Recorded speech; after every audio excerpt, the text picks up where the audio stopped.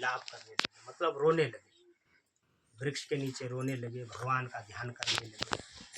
कहा है प्रभु आपने मुझे सब कुछ दिया, पर एक आप मुझे संतान दे देते, चाहे मुझे बालिका देते, बालक देते, कुछ भी देते, पर एक संतान दे देते तो प्रभु मैं धन्य हो जाता।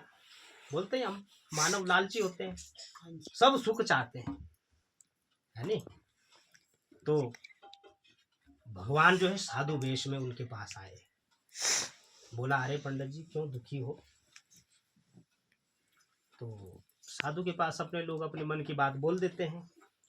अब आत्मराम ब्राह्मण वो सच्चे थे, सज्जन थे, उन्होंने बोला कि महाराज जी मेरे पे सब कुछ है, धन संपदा ऐशो आराम सब है, पर मुझे जो है संतान सुख से भगवान ने वंचित करा हुआ। अगर प्रभु कृपा कर देते मेरी एक संतान हो जाती फिर तो मेरा जीवन आनंद में कटता। तो साधु महाराज ने समझाया कि देखो पंडित जी आप ऐसे करो, संतान अगर आपकी हो गई आपको जीवन में दुख मिलेगा, उसका लालन पालन, बच्चा पेशाब भी करता टट्टी भी कर देता है नहीं, तो इसलिए जो है उसको पालने पोसने में आपको कष्ट होगा। तो ये व्यर्थ का मोह है, इस संसार के मोह में आप मत पड़ो, इस संसार को छोड़ो और इस घने जंगल में भगवान का ध्यान करो और अंतर्ध्यान करो। अब आत्मराम ब्राह्मण कहाँ सुन पाते, उनके मन में एक ही लालच था कि नहीं भगवान मुझे संतान ही चाहिए। रोया विलाप करा, साधु महाराज ने जो है अंत समय उनको अपने तप से एक फल दे दिया। बोला इस फल को जब आप घर पहुंचोगे अपनी धर्मपत्नी को खाने के लिए दे देना।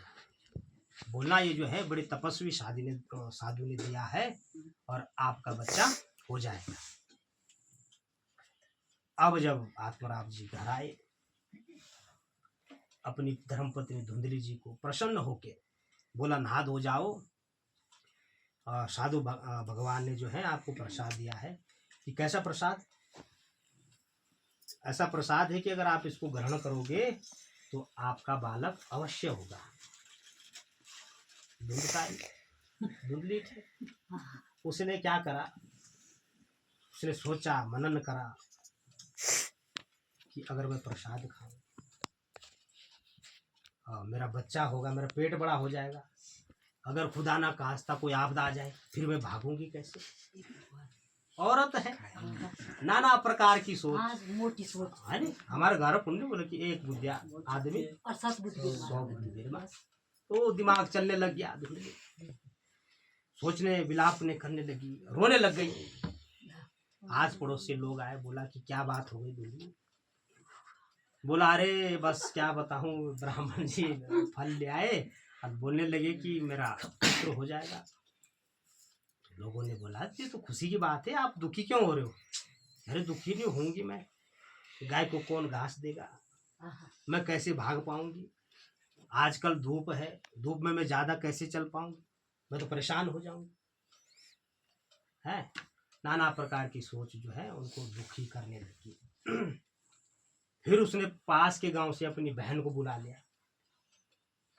उसने बोला अरे दीदी चिंता की कोई बात नहीं है, मेरे पेट में भी गर्भ ठहरा है और आप ये फल खा लो। नहीं नहीं नहीं मैं फल नहीं खा सकती। तो दीदी ऐसा करो इस फल को जो है गाय को दे दो। उस घर में ऐसा श्राप था कि वहां की जो गाय भी थी उसका भी बच्चा नहीं होता। बाग में पेड़ लगे थे, फलदार वृक्ष, पेड़ खूब हृष्ट पुष्ट तंदुरुस्त हरे भरे, पर उनमें फल नहीं लगता था, ऐसा श्राप था। तो उसने बोला कि हाँ ये ठीक है, मैं गाय को जो हूँ ये फल दे देती हूँ। और सुबह जो है चारे के साथ वो फल जो है गाय को दे दिया, गाय ने फल खा लिया। अब समय बीतता गया, जैसे ही 9 महीने हुए, धुंधली की बहन का बच्चा हुआ। वो नाटक करती रही, कभी पेट में कपड़े इकट्ठे करती रही, जैसे जैसे समय होता रहा, है नी, नाना प्रकार के यत्न। अब जब धुंधली की बहन का भी पुत्र हुआ और गौ मैया का भी पुत्र पुत्र हुआ। गौ माँ की उस बच्चे की विशेषता क्या थी? पूरा शरीर जो है मानव का था, पर कान जो है गाय के थे। बोलो गौकर्ण महाराज की जय। अब जो ऋषि का प्रसाद है, वो तो महान ज्ञानी ऋषि थे। उन्होंने जब प्रसाद दिया तो जो पुत्र हुआ वो भी बड़ा तेजस्वी था, बहुत ज्ञानी था। उसे जो है बचपन से ही मतलब भगवान की पाठ पूजा करने का बड़ा ही शौक था। अपने पिता के साथ जजमानी करता था बचपन से ही। हमारा घर पुंड बोलने कहावत ने कि जो कांडो होते वो पहले से पहले। तो जो हाँ, जो सिद्ध पुरुष होना होगा जिसको, वो बचपन से ही सेवा भाव में लग जाएगा। माता पिता की सेवा करेगा, माता पिता के वचन को पालन करेगा, है भगवान की सेवा करेगा, अतिथियों का स्वागत करेगा। तो ये अच्छे सत्कार, अच्छे संस्कार बच्चों के अंदर बचपन से ही होते हैं। अब जैसे थोड़ा गोकर्ण जी महाराज बड़े हुए, अब उनका जो है नाम इत्यादि रखा है। तो जो धुंधली का जो पुत्र था, मतलब उसकी बहन का पुत्र था, बचपन से उल्टे काम करता था। चोरी करना, किसी का सर फोड़ देना, किसी की टांग तोड़ देना, पक्षियों को जो है मारना, उनको बांध देना, ये जो है मतलब दुष्टता के लक्षण जो है स्टार्टिंग में ही दिखने लगे। अब उनका नाम सत्कार हुआ। धुंधली ने बोला कि नहीं, मेरे पुत्र का नाम तो मैं रखूंगी। आत्मराम जी ने कहा, अरे धुंधली ऐसे मत करो, हम पुरोहित को बुलाते हैं, नाम सत्कार करते हैं। कि नहीं नहीं नहीं नहीं, तुम अपना दूसरे जो गौ, इसके गौ का बेटा, उसका नाम सत्कार करो, अपने बेटे का नाम तो मैं खुद रखूंगी। कि अच्छा चलो, क्या नाम रखोगे आप? इसका नाम क्या है? धुंधकारी। धुंधकारी ठीक है। अब जो है बड़े हो गए, उस टाइम गुरुकुल रिवाज था, बच्चों को जो है शिक्षा दीक्षा के लिए कहाँ भेजते थे? गुरुकुल में। मतलब बच्चा जो शिक्षित होके घर आता था, ठीक है, गुरुकुल में भेजा। अब गोकर्ण ने तो ध्यान लगाया, गुरुकुल की सारी शिक्षा दीक्षा ग्रहण करी।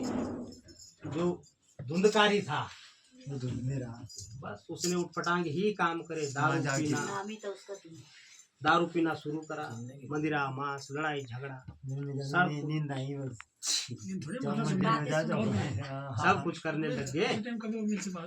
अब जो है उठपटांग कर्म करते ही जो गोकर्ण था वो तो वेद पाठों का ज्ञान करने लगा है, महाराज की कथाएं सुनने लगा, किस तरह से जो मानव जीवन का उद्धार होता है।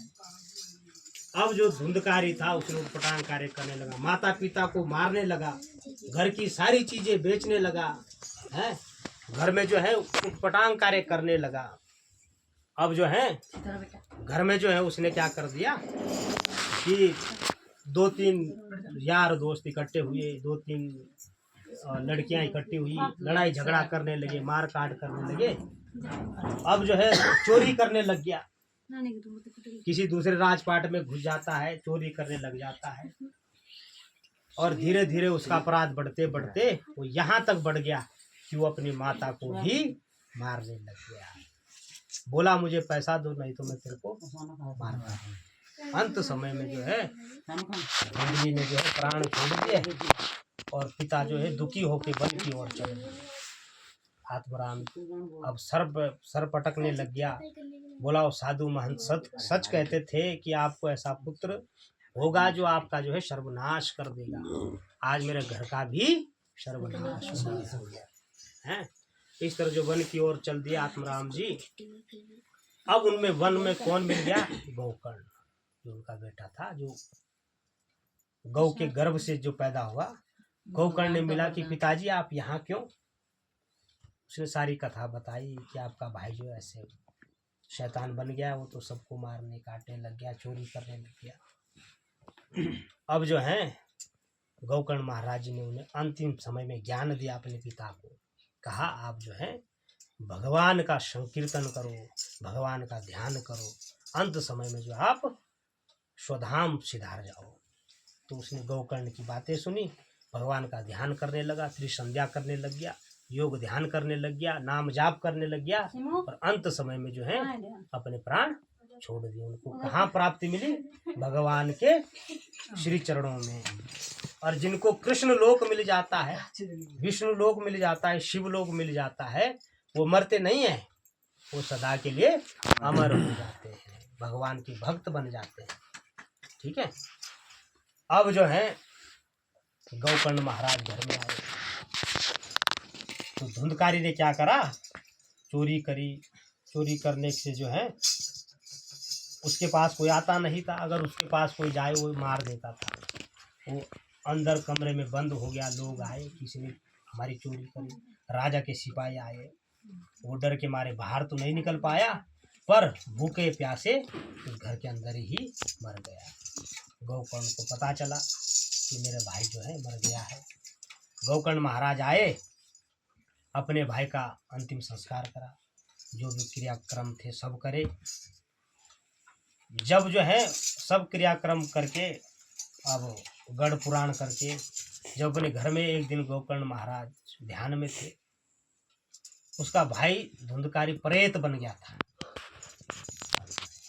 ऐसा प्रेत बना कि वो जो है इस सृष्टि में विरचने लग गया, घूमने लग गया। बोलते ना हमारा कि यार मसान रहे बनियो, भूत बनियो, लेकिन जग भागे बानी। तो ऐसे ही वो प्रेत बन गया। इतना बड़ा प्रेत बना, उसे जो है मुक्ति का कोई मार्ग नहीं, मर के भी नहीं, दोबारा मरने के बाद मतलब यही भटकता रहा। तब जो है गौकर्ण ने ध्यान लगाया कि ये कौन सी शक्ति है जो यहाँ मुझे परेशान कर रही है, मतलब डरा रही है ऐसी को।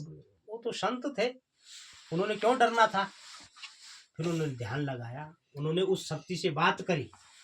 अभी जब हमारे उत्तराखंड में जब देवता आते तो कोई जैसे भूत प्रेत या कहीं पर स्थान है, तो वो शक्ति जो है किससे बात करती है? उस शक्ति से जो घर को परेशानी दे रही देवता आता है ना, उस शक्ति से बात करें। हम नहीं देख पाते, पर भगवान उस चीज को देखता है।